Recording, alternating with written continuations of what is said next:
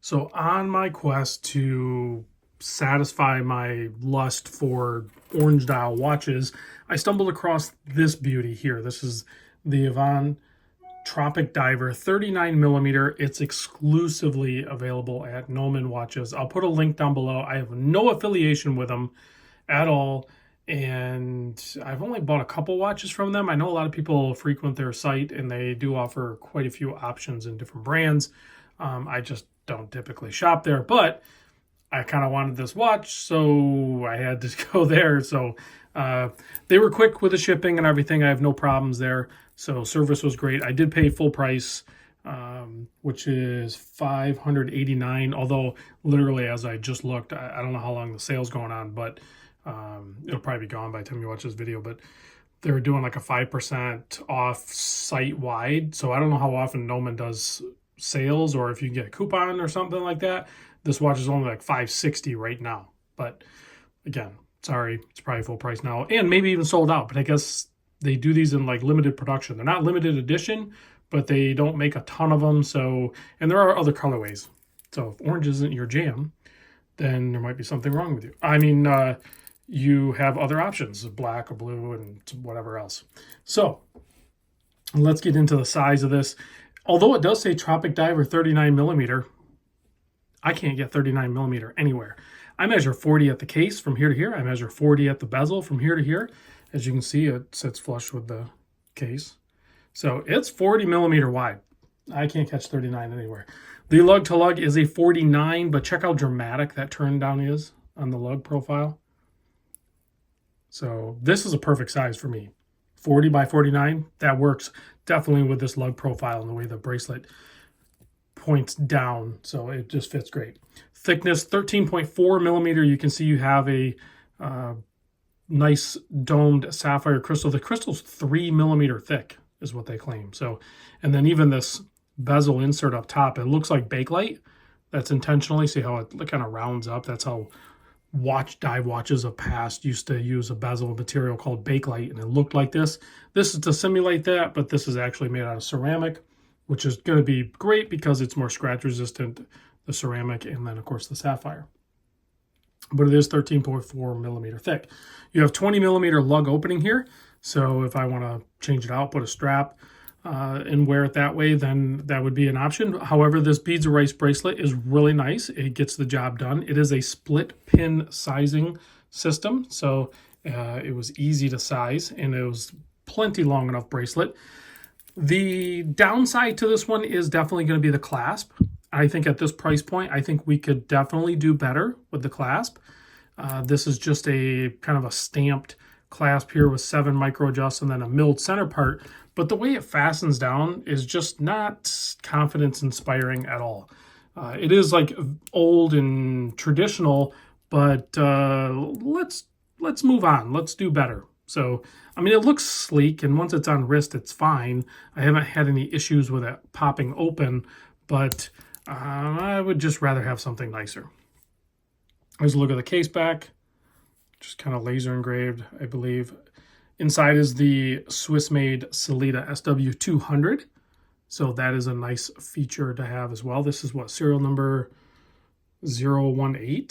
So maybe I'm early on in this. I don't know how, like I said, I don't know how many they made. And the bracelet does taper down to 18 mil. Has a nice oversized crown, which still has the blue protective sticker on there. No, it's not a blue crown. It's just a protective like coating they put on there. I just haven't removed it. It is a 7 millimeter crown, and it's easy to use. There is a little bit of wobble when it's fully popped out. So if that's a pet peeve of yours, it's not terrible, but there's a little bit of wobble there. But overall, like, I'm very happy with my purchase. So I don't want to make it sound like I'm hating on the watch here or anything like that. The highlights to this are just the overall design aesthetics. Of course, I love the colorway on this one. They call it like a pumpkin orange. And it's has a nice shimmer to it. It has like a flat, it's not a chapter ring, it's more of a riot. And then it has those massive, or maxi rather, markers. So you can see there, they're definitely oversized for this size watch. And then you have a nice handset that is also contrast black on the framing of it, so it's easy to read the time. And then you have their nice little logo there that's kind of riveted on the dial as well. The date at the 3 o'clock, I'd be fine. Date, no date, whatever. Has the date, so okay, fine. 120 click bezel. There's not a ton of traction on it, but it gets it done. It is nice clicks. I did notice that it's a little bit off if I'm going to be like super nitpicky, which I think people want me to be nitpicky, I guess. But it is a little bit off. Not enough to really bug me. It works fine for me. So I am totally fine with it. I tend to think, a little side note, now that we're like over 5 minutes in, if you, like, okay, so I mentioned a few things on this watch already that would be absolute deal breakers for a lot of people out there. I read the comments. I literally read every single comment, even the ones that get blocked, which I don't block them. They get blocked because of words. But like I pointed that the bezel lineup is just a little bit off. And then, of course, the clasp is just garbage. It's could be better easily. Like, there's no excuse, honestly, to use a clasp like this. What else? Split pin. I know some people might not like split pin. I actually am totally fine with that. What else? Oh, a wobbly crown. So, like, any one of those or the combination of all those things that I nitpicked on this watch would send people running for the hills. A lot of people in the watch community.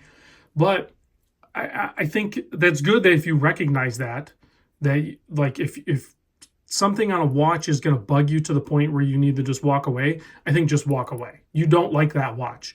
It's not a matter of like, I wish I liked it, but it has this, so I can't like it.